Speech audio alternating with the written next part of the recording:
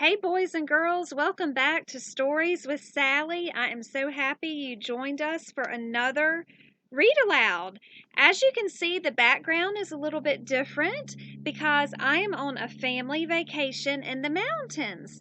And when I was thinking about what story to do this week, I thought about the mountains and I thought about an animal that lives in the mountains. And I started thinking about bears and how many bears live in the mountains. And someone recommended this story. The title is Finding Winnie, and it is the true story of the world's most famous bear by Lindsay Maddock, illustrated by Sophie Blackall. So the author is Lindsay Maddock. She wrote the story. And the illustrator, Sophie Blackall, is who did the pictures for the story. Finding Winnie. This is a non-fiction story. This is actually a biography, and we're going to talk about that later. We have the title page.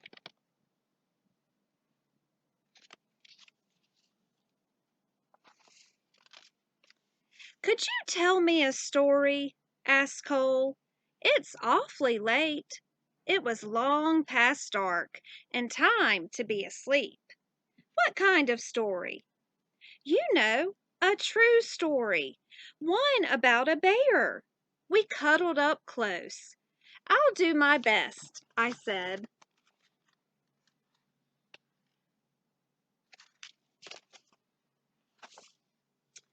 A very long time ago, about 100 years before you were born, there was a veterinarian who lived in Winnipeg. His name was Harry Colburn. A vegetarian, said Cole. Bear doesn't like vegetables? A veterinarian. It means an animal doctor. I know that, Cole said. That's what I'm going to maybe be when I'm big. If a horse had the hiccups or a cow had a cough, Harry knew how to make them feel just right. Harry's hands were never cold, even in Winnipeg, where winters are so frosty that icicles grow on the insides of your nose. That was just the kind of doctor he was.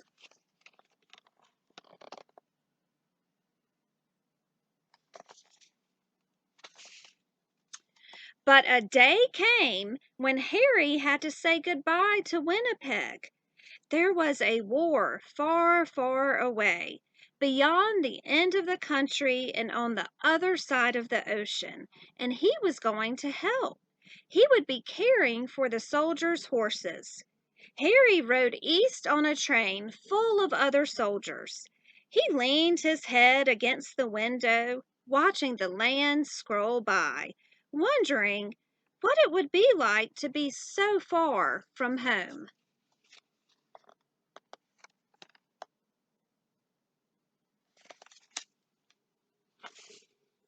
The train rolled right through dinner and over the sunset and around 10 o'clock and into a nap and out the next day until it stopped at a place called White River.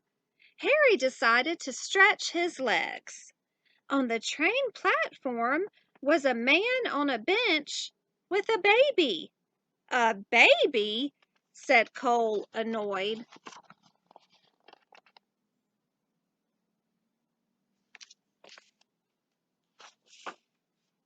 A baby bear. A cub. Harry stopped. It's not every day that you see a bear cub at a train station. That bear has lost its mother, he thought, and that man must be the trapper who got her. What do trappers do? Asked Cole. It's what trappers don't do. They don't raise bears. Raise them? You know, I said, love them.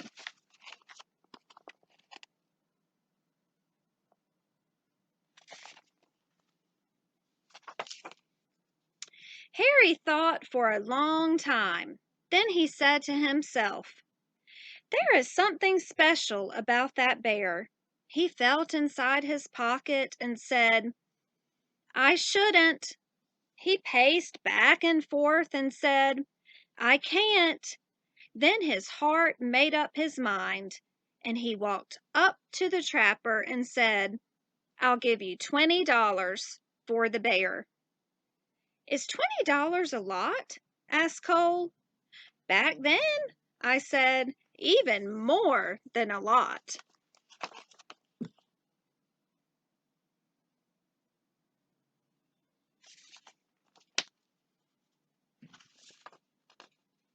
"Captain Colburn," said the colonel on the train as the little bear sniffed at his knees, "we are on a journey of thousands of miles heading into the thick of battle, and you propose to bring this most dangerous creature?" Bear stood straight up on her hind legs as if to salute the colonel. The colonel stopped speaking at once, and then, in quite a different voice, he said, "Oh, hello." The men of Harry's regiment squeezed by to have a look. "I've decided to name her Winnipeg," Harry told them, "so we'll never be far from home. Winnie for short."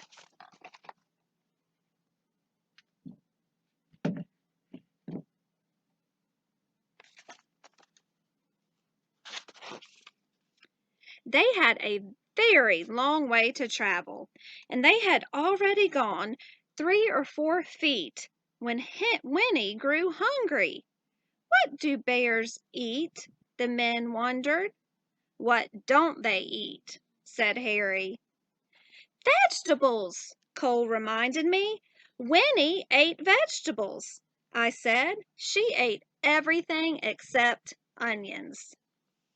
They brought her carrots and potatoes and apples and tomatoes and eggs and beans and bread and a tin of fish and some slop in a dish. But Winnie was still hungry. "How about dessert?" said Harry, holding up a bottle of condensed milk. Taking the treat in her paws, Winnie lay on her back and hummed a happy song as she drank. The men roared.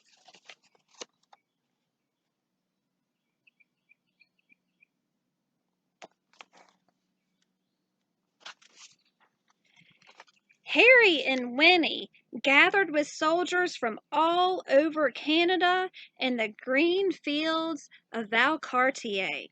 A whole city of tents had sprung up there. One was a hospital for horses where Harry went to work.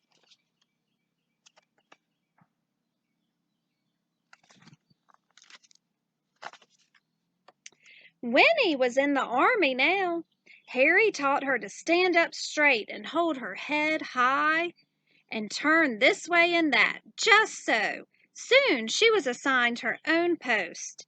Even the colonel agreed that Winnie was a remarkable bear. She might have been the best navigator in the whole army. If you hid something, she could find it. She could. What if it was farther away and farther still? Remarkable, he cried.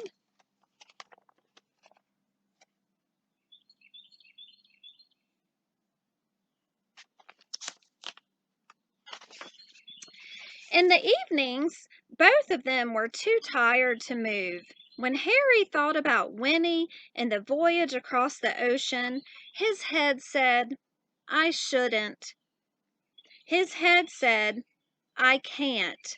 But his heart made up his mind.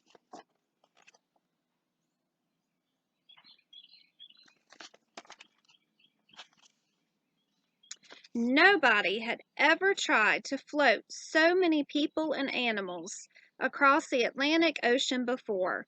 30 ships sailed together, carrying about 36,000 men and about 7,000 horses, and about one bear named Winnie.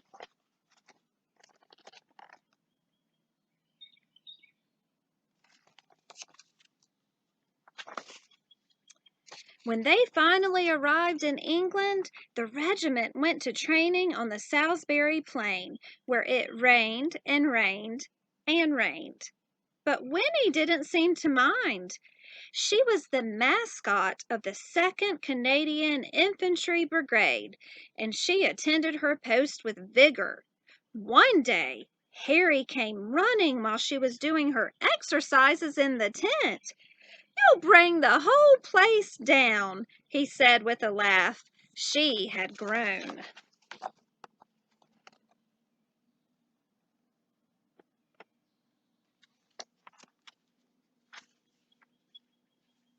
It was winter when the order came.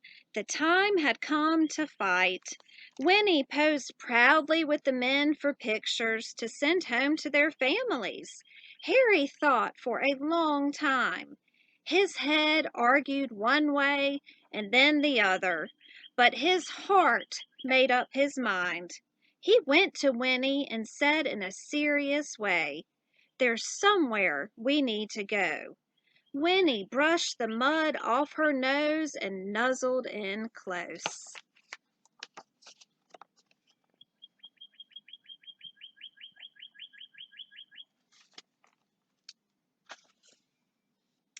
Harry drove all the way to the big city.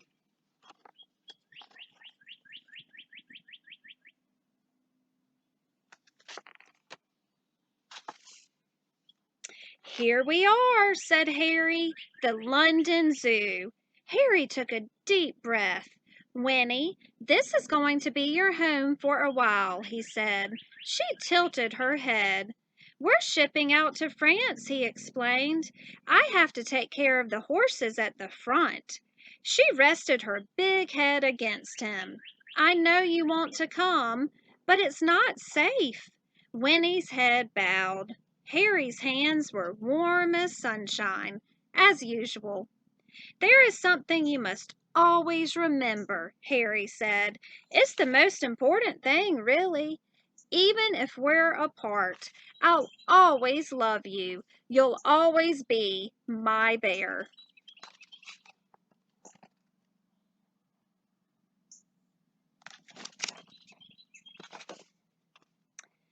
"Is that the end?" "That's the end of Harry and Winnie's story," I said. "But I don't want it to be over," said Cole. "Sometimes," I said, "you have to let one story end so the next one can begin." "How do you know when that will happen?" "You don't," I said, "which is why you should always carry on."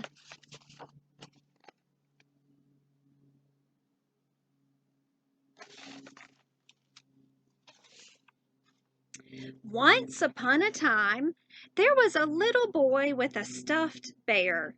He'd had his bear ever since he was a baby. But somehow the boy had never found the right name for him. He tried Teddy and Edward and even Big Bear.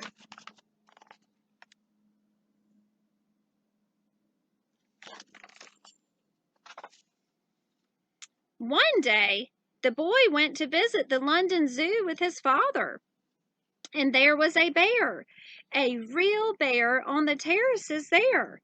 Right away, the boy thought, "There is something special about that bear." Her name was Winnie. They became true friends. The boy was allowed to come right inside her enclosure to play. Once the boy had found Winnie, he knew just what to call his stuffed bear. He named it Winnie the Pooh, and the boy was called Cole, said Cole.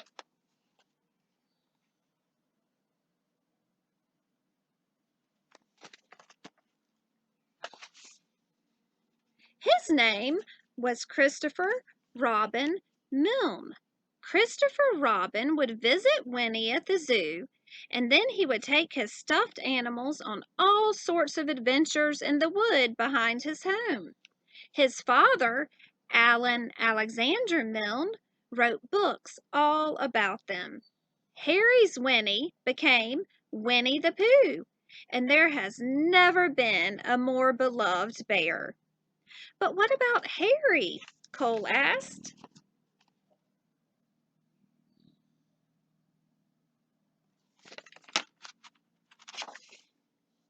When Harry visited Winnie at the zoo, he saw how happy she was. She was being raised. She was truly loved. And that was all he had ever wanted from the moment they met at the train station in White River. So after the war, Harry returned to Winnipeg and his life as an animal doctor. Before long, he was married and had a son named Fred, and Fred had a daughter named Laureen, and Laureen had a daughter named Lindsay, which is me. And then I had a son. When I saw you, I thought, there is something special about this boy. So I named you after your great great grandfather, Captain Harry Colburn. I named you Cole.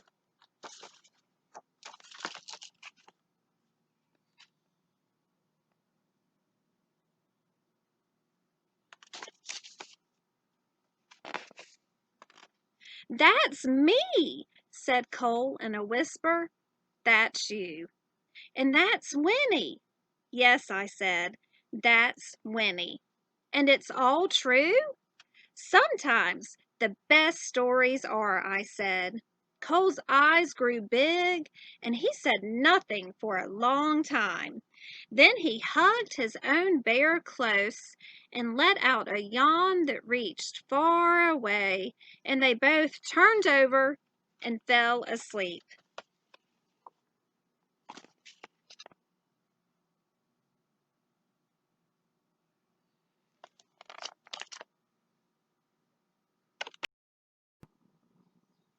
Boys and girls, I hope you enjoyed the true story of how Winnie the Pooh came to be.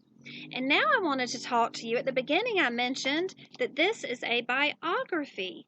So, this is a story that someone wrote about Winnie's life. And a biography is a story that someone else writes about someone's life. Now, if you write a story about yourself, that is called an autobiography. So if I wrote a story about my own life, that would be an autobiography. But let's say I've been thinking about my mom a lot today because today is her birthday. So let's say I decide to write a story about my mom, then I would be writing a biography about my mom.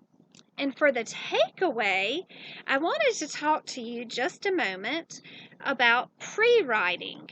Now, pre-writing is when we put our thoughts on paper, and there are a lot of different ways to do pre-writing. I think a few stories ago I mentioned making a list and just writing down your thoughts about something as pre-writing.